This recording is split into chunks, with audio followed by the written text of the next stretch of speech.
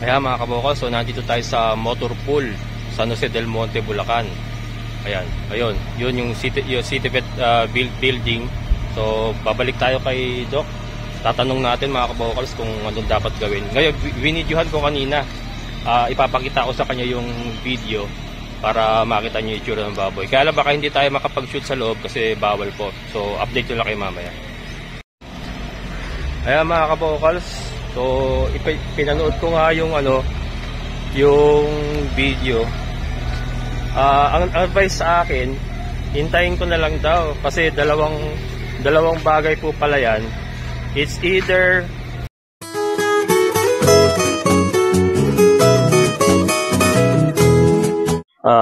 ayun, malaki naman yung tiyan niya. Ayun mga kabokals, nagpabalik-balik ako doon sa records ko. Paulit-ulit naming binilang.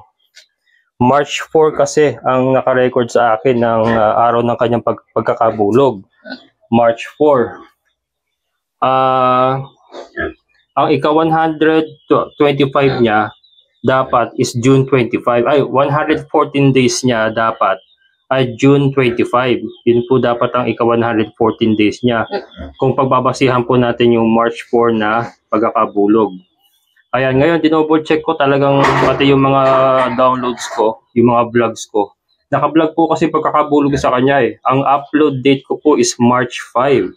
So tama po yung aking recording ng March 4. Kasi March 5 ako nakapag-upload eh nung standing hit niya eh, na araw na binilugan siya. So tama po yung aking recording ng araw na pagkakabulog niya. Ito. Ayan o. Buntis mga kabokals eh. Hindi ako po pwede magkamali eh. Malaki tiyan niya, maalas ang kanyang dede, at namabaga yung kanyang ari. For some reason, parang dry po yung kanyang dede. Ayan. So ang ginawa po natin, kasi nga kung susundin ko po yung March 4 na pagkakabulog sa kanya, ngayon po, July 3, ika-123 days niya, mga kabokals, ngayon, ng pagbubuntis. So, sobra-sobra na. Overdue na. Ngayon, ako po nag-aalala kasi baka po may problema na yung bake sa loob, maaaring patay na or malason po siya. So, ako po nag-aalala. So, ako po sumangguni sa ating City Vet dito sa may San Jose del Monte, Bulacan. So, sinabi ko nga yung naging problema. Tinanong ako, sigurado ka ba sa records mo ng pagbubulog? Yes, sigurado ako. Hindi ba siya umulit? Talagang inisip ko mabuti. Umulit ba siya? Kasi usually mga kabokals, pag umuulit, binablog ko naman yan eh. Saka naka-record po yan eh. So, tinignan ko yung mga vlogs ko, yung mga videos ko. Wala po akong nakitang na i-vlog ko na umulit siya eh. At saka yung sa records ko po, ay wala rin po akong nakikitang pagbabago ng petsa ng kanyang kanyang pagkakabulog. Kaya ito mga kabokals sumangguni nga tayo sa City Vet para po humingi tayo ng advice kung ano bang dapat gawin. Ito, binigyan ako ng gamot, inject ko daw. Ngayon, etong dalawa na to pares lang gamot lang po ito. Siguro hindi lang nagkasya sa ringgila kasi tag 5 ml lang po ito. Pero ito daw po ituturo ko sa kanya ngayon para po ma-induce po yung kanyang panganak. Ang epekto daw po nito is bubuksan yung kanyang matres. Bubuksan yung kanyang matres para puwersahin po siyang manganak. Ganun po ang mangyayari. Ayan, ito po. So, ito po ay galing sa City Vet mga kabokals ng San Jose del Monte, Bulacan, dito sa may motor pool. Kung kayo po ay familiar dito sa lugar namin.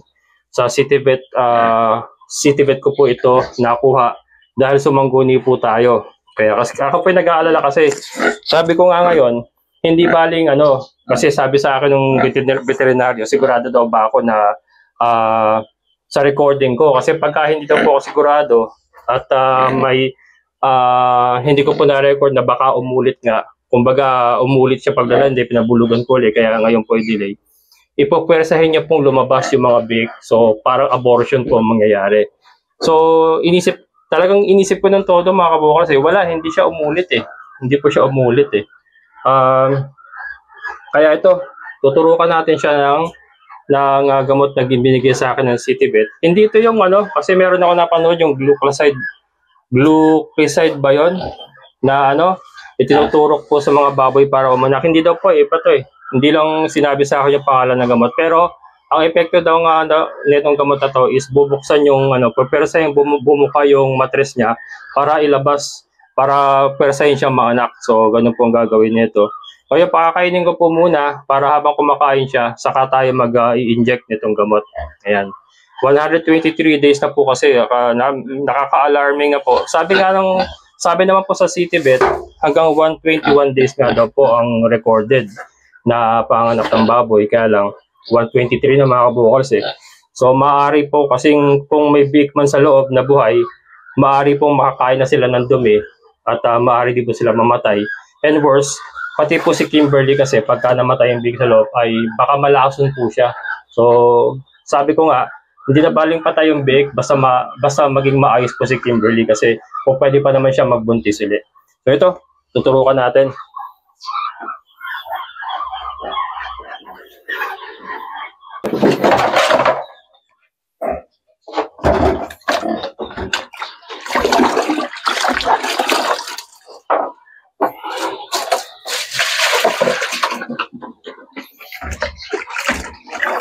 So ito pakakainin ko muna para makapagturok tayo ng ano maayos.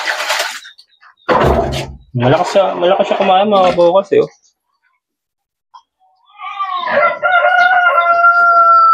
Ayan mga kabukals.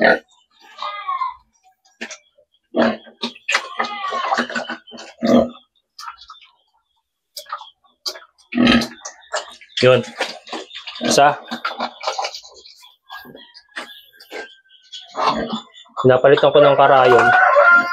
Bumili ako ng karayom na pambaboy talaga. Para madaling i-inject.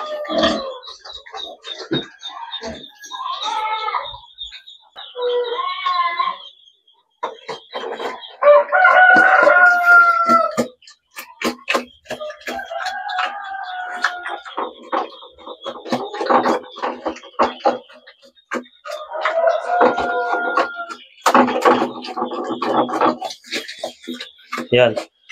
Mga kabukal, successful. So ito, massage natin.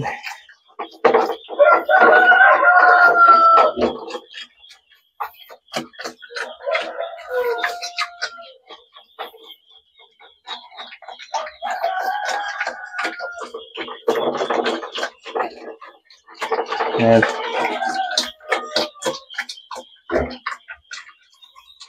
Yes. So, tignan natin ang susunod na kabanata mga kabukals.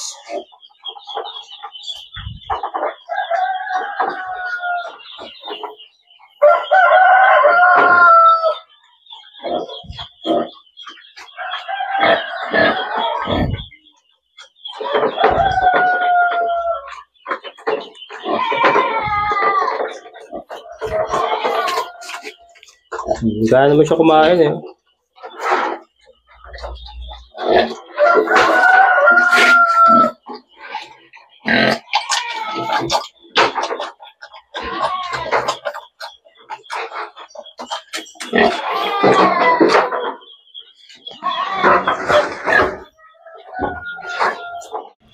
Ayan mga kabukals.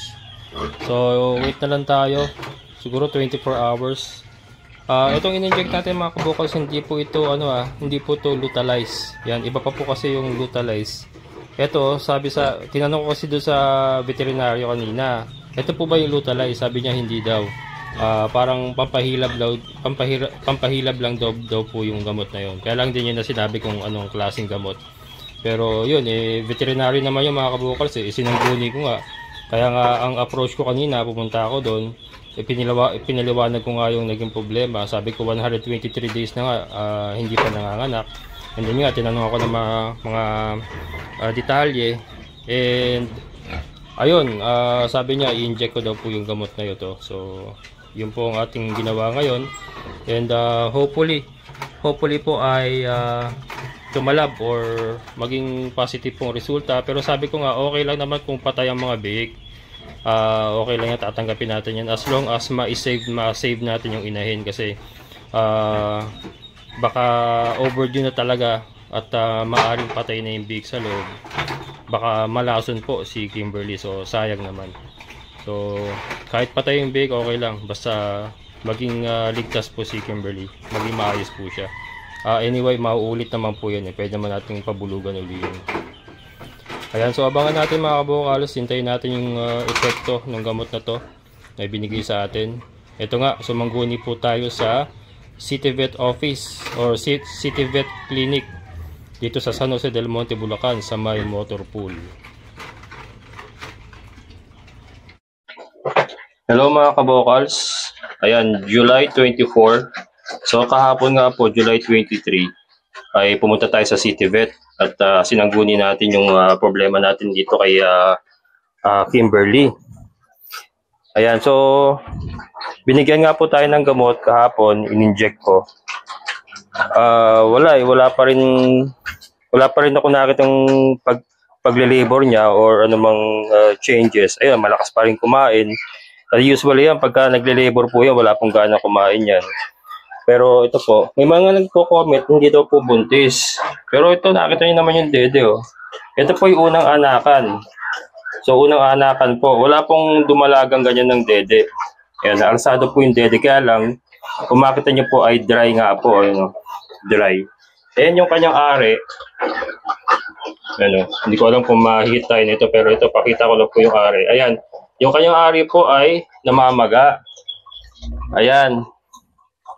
So, bigyan ko lang po hanggang bukas siguro, Friday bukas. Kailangan makabalik ako sa City Vet. Kung sakaling wala pa ring resulta, ayun o, magayo kaya Aryo. Wala pa ring resulta, ay babalik ako sa City Vet bukas.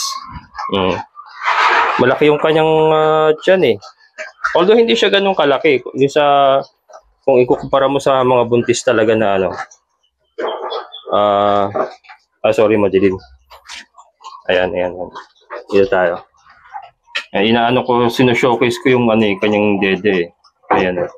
Wala mga kabukals, dry. Pero alsado. Oh. Alsado siya. Yun nga, sinigurado ko naman yung aking records na hindi siya umulit. Hindi talaga siya umulit. Lalabas nga tayo para... Ayan, lumabas ako at masikip. Ayan, sinigurado ko naman po sa records ko na hindi siya umulit ng paglalandi. At sinigurado ko rin po yung petsa ng pagkakabulog, March 4. Kasi March 5 ako nag-upload eh. So hindi po pwede magkamali yung upload eh. May date po kasi yun upon upload. So doon pa lang po nakasisigurado na ako na tama po yung petsa ng pagkakabulog sa kanya, which is March 4. Kasi March 5 nga po yung ating upload na nabulugan siya. Ayan yung kanyang ari. Alsado po yun. Oh. Alsado yung kanyang dede. So bukas ang gagawin ko dito, pagka wala pa rin, bibidyohan ko uli siya bukas sa umaga, and then babalik ako sa City Vet. Itatanong ko kung gaano ba ang katagalang epekto nung baka naman hindi naman karakarakang epekto ng gamot ay binigay. Ayan, hindi ko lang po kasi alam yung pangalan ng gamot na binigay sa akin. Basta sabi pampahilab nga daw, pampabuka ng pampabuka ng sipit-sipitan or matres ba? Parang gano'n ang pagkakapaliwanag sa akin.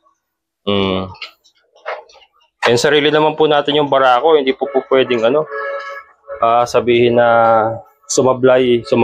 Kung AI man po pwedeng sumablay. Kaya lang kung sumablay po kasi uulit yan. 21 days and 21 days, uulit po yan. Kung siya po ay hindi buntis, ganun po ang baboy. Paulit-ulit po yung maglalandi pagka hindi siya buntis. Ito naman po hindi umuulit. Ayan, so yan po ang aking update. Ngayon lang July 4. Pero bukas nga po, kung wala pa rin, ganyan pa rin ang niya, babalik po tayo ng City Vet at isasangguni po uli natin kung ano ba ang dapat gawin. Kung ano ba ang magandang gawin dito kay Kimberly na pinapasakit ang ulo ko. Siyempre mga kabukals, nandoon po yung pag-aalala, nandoon po yung stress din. Kasi siya rin pong iniisip ko eh. Baka kasi habang tumatagal po na tumatagal, ang iniisip ko baka patay na po yung bake sa loob. Malason po siya, yung pong iniisip ko rin. So ako, hindi ko na po iniisip yung bake ngayon eh. Sabi ko nga, mailabas lang, patay, buhay, okay lang. Ang ano ko lang, mailabas lang niya para hindi po ma-compromise si Kimberly. Kasi sayang naman po kung madidisgrasya po si Kimberly, napakagandang inahin. No? Nakita niya naman ang hubog na katawan niyan. Saka mule foot po yan. Bibihira po tayo ng mule foot. Ayan. Tatago ko eh, nagbibideo ko eh. Tatago, Kimberly, tago. Tatago mga kabokals. Ayan mga kabokals, si Kimberly. Tapos ka na rin? Ha? Ito si Basha. Ayan mga kabokals, negative pa rin talaga, negative. Hindi ko malaman kung lumalaki yung dede niya. Pero ito, magana pa rin naman kumain. Ayan yung dede niya, yung tsura. And then itong kanyang ari ay ano, magang-maga pa rin mga kabokals yung kanyang ari. Ayan. Magang-maga pa rin. Hindi lang natin masyado ko close up, baka madali tayo. Pero magang-maga, nangangamatis. Ayan yung dede niya. Ayan. Kaya so ngayon po ay Biyernes, July 5. Babalik ako sa Citybet mamaya pagkatapos ko rito. At isasangguni ko ulit kung ano ba dapat gawin mga kabokals. Ayan. Negative pa rin, negative. Kaya mga kabokals, so nandito tayo sa motor pool San Jose del Monte, Bulacan. Ayan, ayun, yun yung Citybet building. So babalik tayo kay Doc. Tatanong natin mga kabokals kung anong dapat gawin. Ngayon, binidyohan ko kanina. Ipapakita ko sa kanya yung video para makita niyo yung itsura ng baboy. Kaya lang baka hindi tayo makapag-shoot sa loob kasi bawal po. So update nyo lang kayo mamaya. Ayan mga kabokals, so pinanood ko nga yung yung video. Ang advice sa akin, hintayin ko na lang daw kasi dalawang bagay po pala yan. It's either false pregnancy. Lipat tayo, may sounds mga kabokals, lipat lang ako. Ayan mga kabokals, so lumipat tayo. May sounds kasi doon eh. Ayan, so ang tinignan nila yung video, sabi, dalawang bagay daw po yun. Possible po na patay na nga yung big sa loob, mommy pies ba yun? Mommy pies ang pagkakasabi. Pwedeng nabubulok na po yung big sa loob, patay na nga. Pagka ganun daw po ang kaso, kusa naman daw po niya ilalabas yun. Parang parang itim daw po niya ilalabas yun kung talagang nabubulok na sa loob.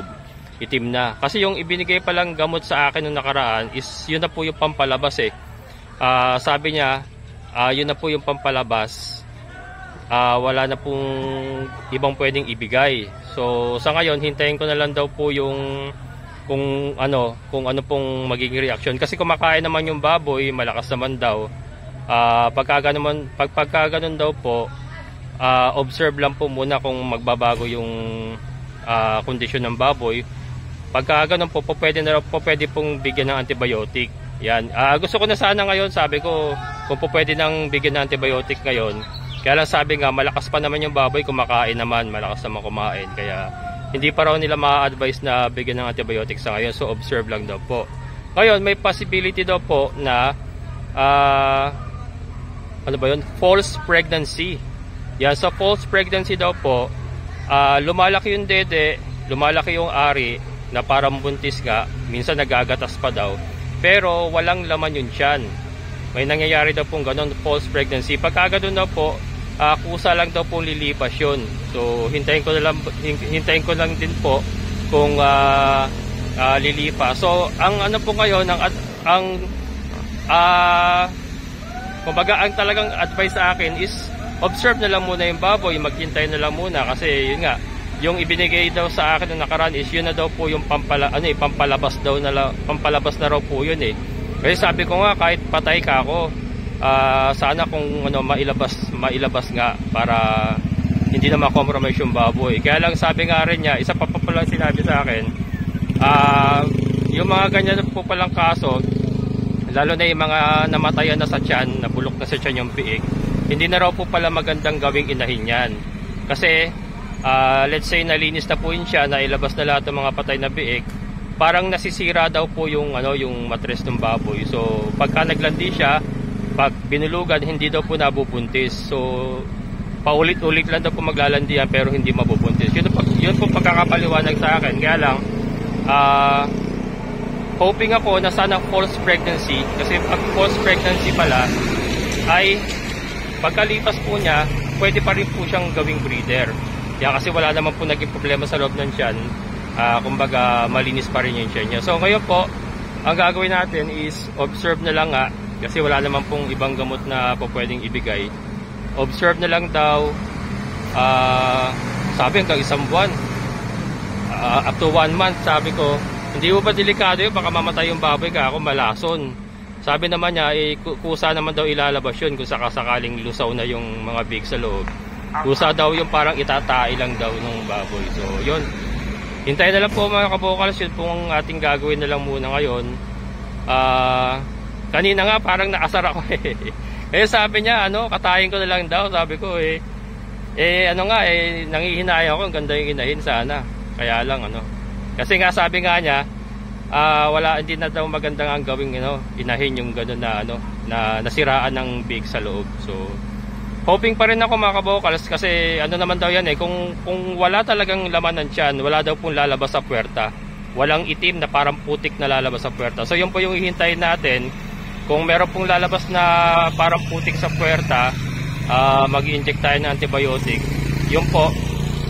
Or pag-isipan natin kung ibebenta, kasi nga sabi nga ni Doc, hindi na raw magandang gawing inahin pagka ganun. Pero pagka wala pong lumabas sa puwerta, and then kusa lang umimpis yung kanyang ari, yung kanyang dede, false pregnancy nga po, yun po pwede pa nating gamitin. So yun, it's a waiting game mga kabokals. Kaya yan, medyo nakaka-stress, pero ganoon talaga.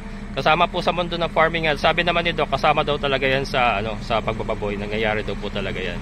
So yan, hanggang dito na lang po muna yung aking update kay Kimberly. Unfortunately, wala akong may showcase sa inyong mga biik. At ayan, nagkaroon ng problema, pambira. Ayan, pero maraming salamat sa lahat ng mga solid kabokals, sa mga silent viewers ko po. Maraming salamat. And syempre sa ating kaibigan po na si Sir Boyet, na excited na rin sana sa panganak ni Kimberly. Yan sir, sorry. Nagkaroon ng problema, pero hoping pa rin ako na maayos po ito. And bawi na lang sa susunod kung sakasakaling po pwede pa siyang gawing inahin. Ayan, so muli ito ang inyong kabokals farmer na nagsasabing sabay-sabay tayong mangarap, magsikap at higit sa natin kumilos, asiguradong ulan ng ating amazing na buhay. Bye-bye!